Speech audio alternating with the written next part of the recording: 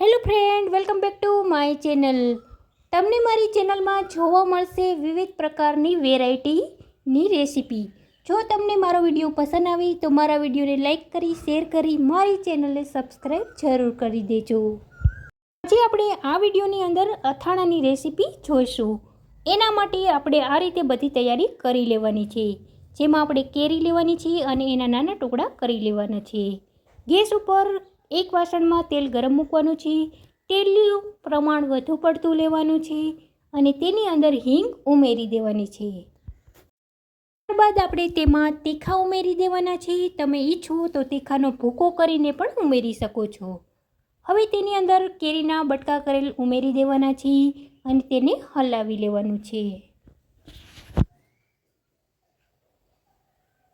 આ રીતે બનાવેલું અથાણું લાંબા સમય સુધી સ્ટોર કરી શકાય છે અને રોટલી, રોટલા, ભાખરી, થેપલા સાથે પણ ખાઈ શકાય છે. જ્યાં સુધી કેરીના બટકા ગળી ન જાય ત્યાં સુધી આપણે તેને હલાવતું રહેવાનું છે. ગેસની ફ્લેમને હાઈ રાખવાની છે.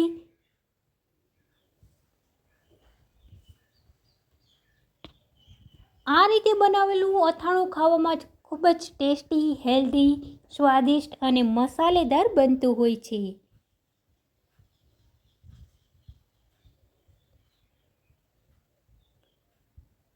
તમે જોઈ શકો છો ફ્રેન્ડ કે કેરીના બટકા ધીરે ધીરે કરતાં ગળવાના શરૂ થઈ ગયા છે. ત્યારબાદ એમાં આપણે અથાણાનો મસાલો ઉમેરી દેવાનો છે અને તેને હલાવી લેવાનું છે.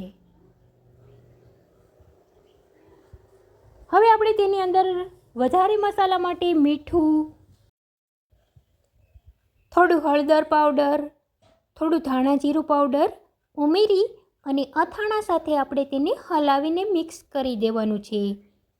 ફ્રેન્ડ, આપણે મસાલામાં વધુ પડતું મરચું પાવડર એડ કરેલું છે માટે અહીં એક્સ્ટ્રા અથાણામાં મરચાં પાવડરનો ભૂકો ઉમેરતા નથી. હવે આપણે અથાણાની અંદર ગોળ ઉમેરી દેવાનો છે અને તેને હલાવી લેવાનું છે. ફ્રેન્ડ, તમે જોઈ શકો છો કે અથાણાનો દેખાવ કેવો એકદમ સરસ આવી રહ્યો છે. જેટલું આ દેખાવમાં સરસ લાગે છે એટલું જ ખાવામાં પણ સરસ લાગે છે. એકવાર બનાવીને ખાઈ લે તો વારંવાર બનાવીને ખાવાનું મન થાય એ રીતનું આ અથાણું બનેલું છે. ફ્રેન્ડ, સાવ ઈઝી રીતે આપણે અથાણું બનાવીને તૈયાર કરી દીધેલું છે. આ અથાણું આપણે તાજું પણ ખાઈ શકીએ છીએ અને સ્ટોર પણ કરી શકીએ છીએ. આ અથાણું રોટલી, રોટલા, ભાખરી, થેપલા, પૂરી સાથે ખાવામાં ખૂબ જ સરસ લાગે છે અને આ પ્રકારનું અથાણું બનીને તૈયાર હોય તો શાકની પણ જરૂર પડતી નથી.